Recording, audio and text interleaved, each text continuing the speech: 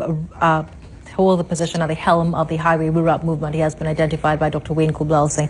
Dr. Kublal Singh, Wayne wants to go the distance. A frail-looking Dr. Wayne Kublal Singh, leader of the Highway Rewrap movement, spoke to the media at his Dabri home yesterday on day 36 of his hunger strike. David, good morning. Thank you for joining us. Morning, Kema. Now, my first question, do you have an update on Dr. Kublal Singh's condition? No, not since yesterday evening. Obviously, he's getting weaker as he goes further and further excuse me, into the hunger strike. And it is a cause for concern, yes. Now, you know, this conversation has now shifted, and this is probably because of the results of Ravi Miraj's hunger strike after 5 days, saying that the human body just cannot withstand all of the rigors of our hunger strike with no food or no water, no actual intake. He lasted 5 days, and now the conversation has shifted to be whether or not this is an authentic fast. And I see that his wife has commented and has lashed out at the critics. Yeah, it's unfortunate that that is now the focus, and we are losing sight of the fundamental issue, which is why Dr. Kublal Singh started the hunger strike in the first place. I think we need to refocus, in a sense, on that. There are differences. Some people prepare for these things, other people don't. Some people's bodies are able to, in terms of their mental state, their physical state and so on, could endure. I mean, you and others do this, what is it? This hardcore. Hardcore. If I tried hardcore, I would collapse in after five meters. So we can't all be judged on the same, by the same standard. I saw young Ravi Miraj sitting down on the pavement with no umbrellas all day in the sun. Obviously, that would have taken much more of a toll in terms of dehydration than Dr. Kublal Singh, who was in the shade, only there for a few hours in outdoors and so on. All of those things are factors. And then, of course, we know Dr. Kublal Singh did collapse 2 Sundays ago, and he was hospitalized and was on drips. And obviously, that intervention extended, you know, his ability. What do you have to say to his critics, and this being that a lot of people, people have said the most derogatory statements about, and I'm not going to repeat it on this show, questioning the authenticity of his fast 36 days on, saying it's not even possible? Well, you know, I'm not going to get into the physical issues about it. Suffice it to say that Dr. Kublal Singh is, in a sense, taking out a position with respect to the government for transparency and accountability, and is holding the government to account at a very high standard. And therefore, he himself, by engaging in this action, has to also be held to a high standard. And I don't think, knowing the person, that he would cheat on this matter. It's not something that is part of his persona.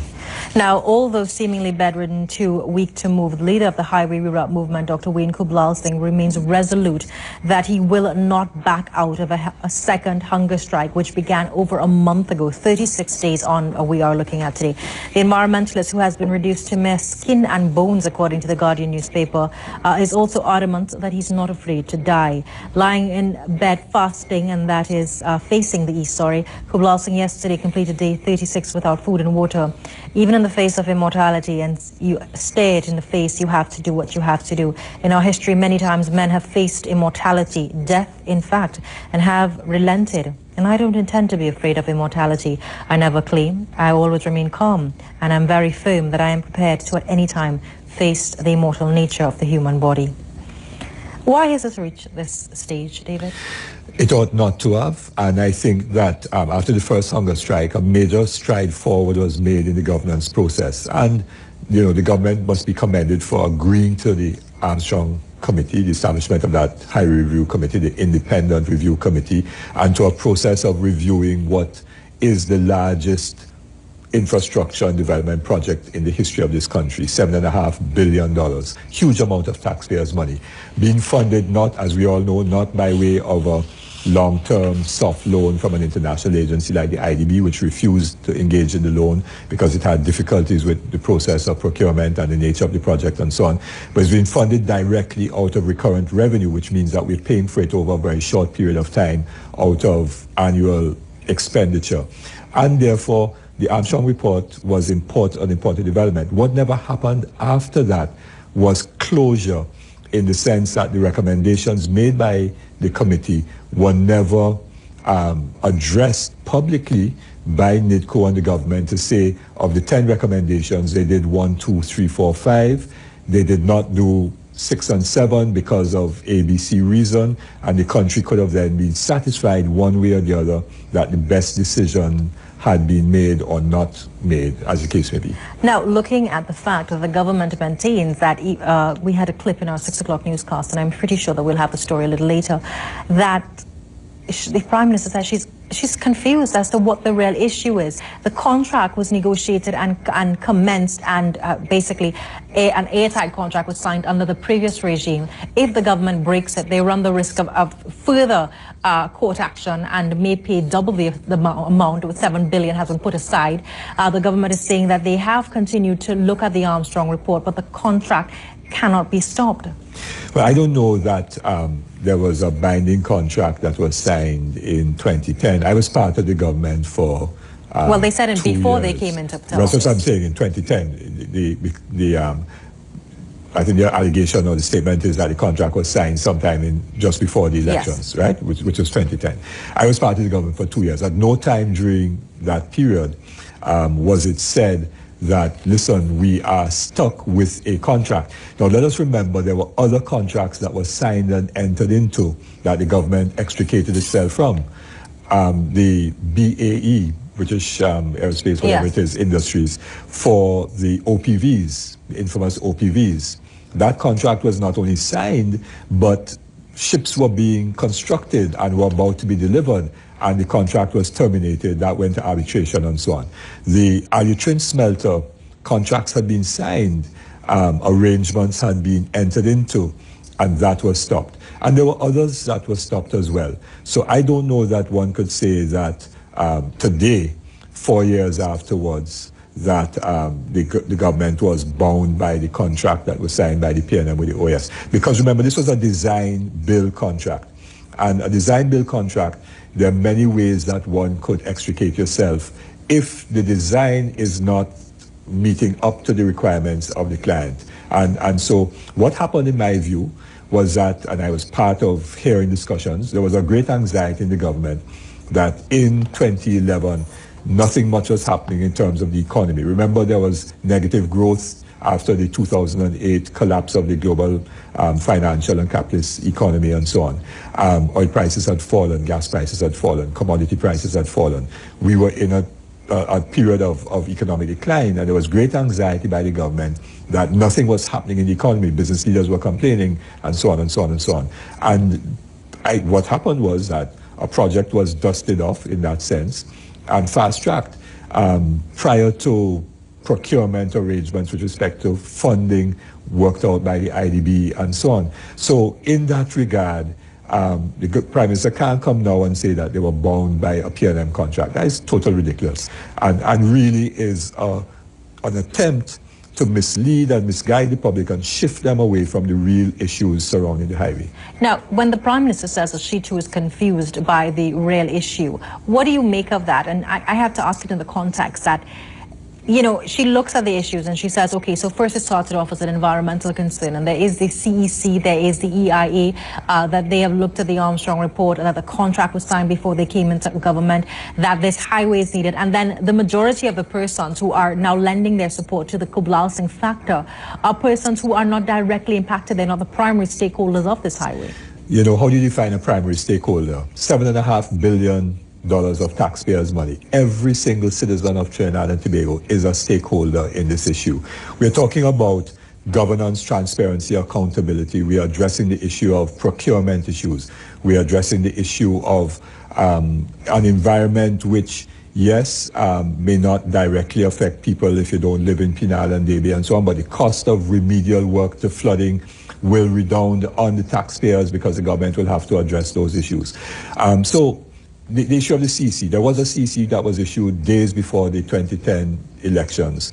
And questions have been raised with respect to the efficacy or the satisfactory nature of that CC by the Armstrong report. It wasn't raised by me or Dr. Kublalsing alone. It was identified by the Armstrong Committee that there were flaws in that CC. And I've seen, for example, I've seen a very detailed study of that CC by someone who I respect very highly, could have been a former CEO of the Environmental Management Authority. That is the level at which I'm talking of the person.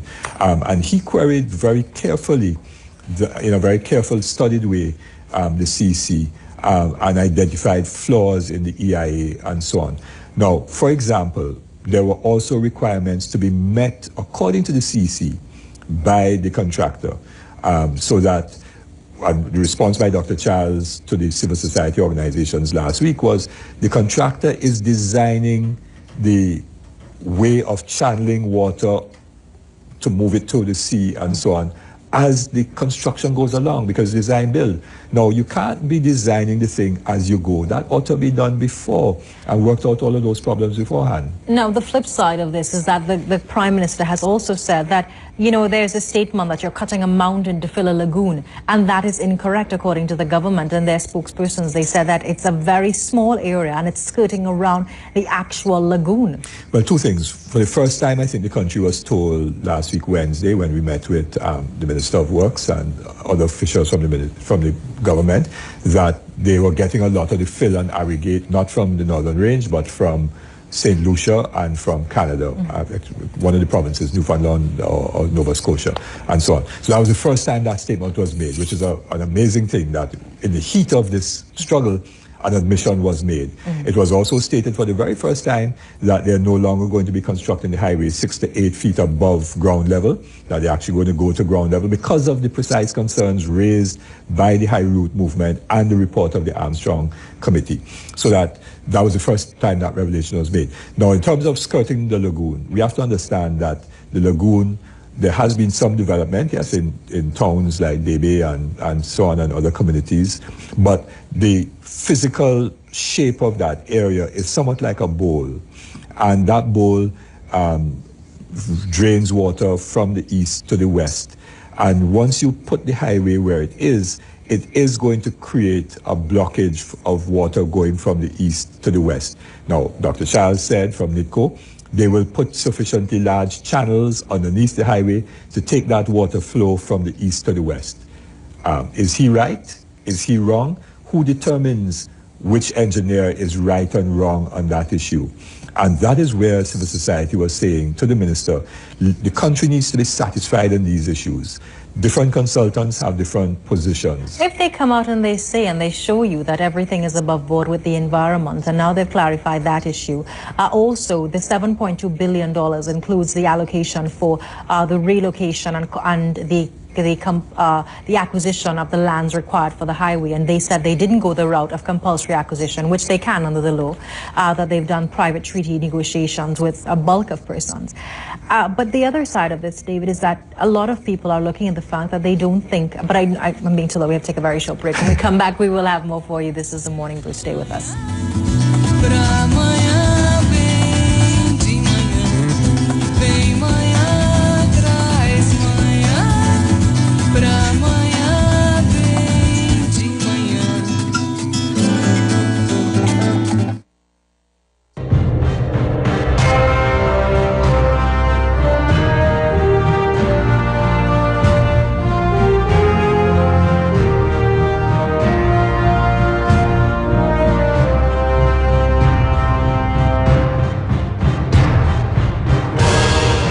Range Rover Evoque, $690,000, which includes insurance, maintenance, warranty, and financing with our in-one package.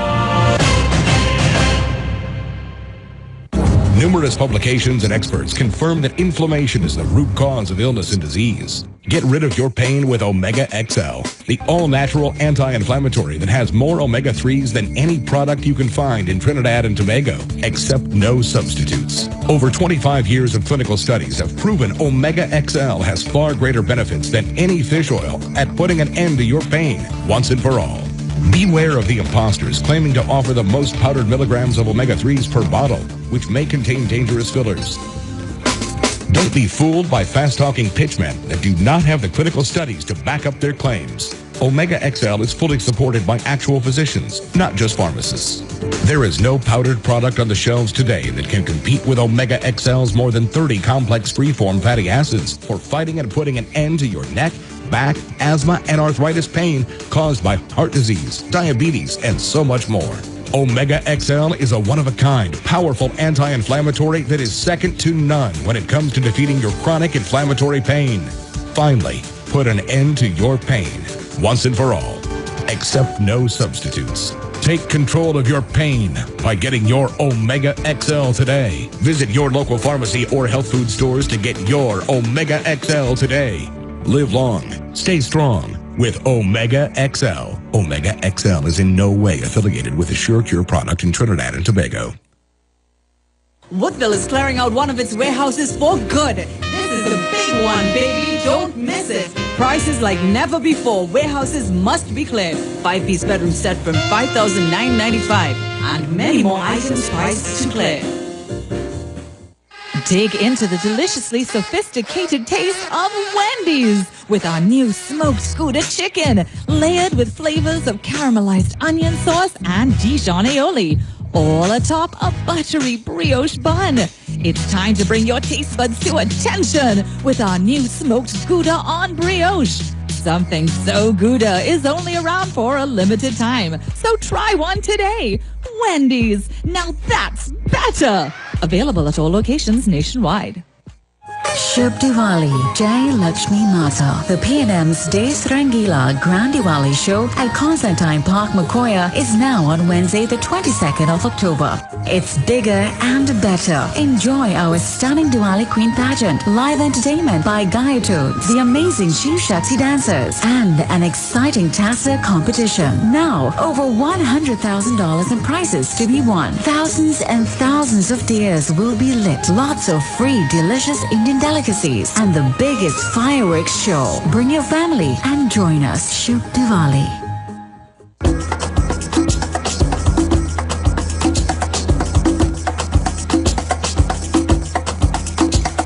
Welcome back, Trinidad and Tobago. Welcome back, Trinidad and Tobago. We just have a couple of minutes again with David Abdulah.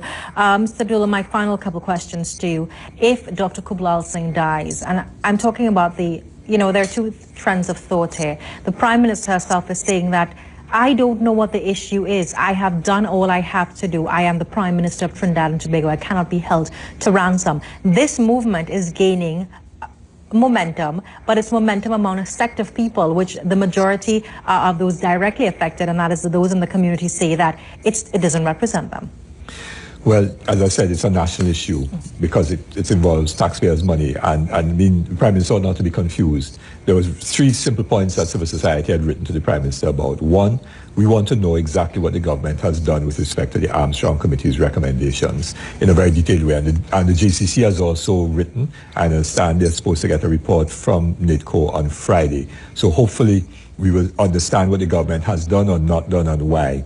But there's another thing. We need to have a process which satisfies the country that the best decisions have been made, the best technical decisions have been made, that the drainage arrangements or designs and so on are satisfactory. And we need an independent arbiter or someone who could facilitate a dialogue between technical people so that we could get to the truth of the matter. I think that is one. Secondly, we need to look at the highway routes alternative proposal of a bypass road that would bypass Penal and Debe and so on, using the fill that has already been put down for the part of the 4-way 4-lane highway between Debe and Penal, because part of that work has already been done. So the high route movement is saying, let us use that as a bypass road to deal with the traffic problems, which are real for the communities of Siparia, Penal, Debe, and surrounding areas. And let me just make 2 other quick points. One, the Point Fortin to San Fernando Highway is not being challenged.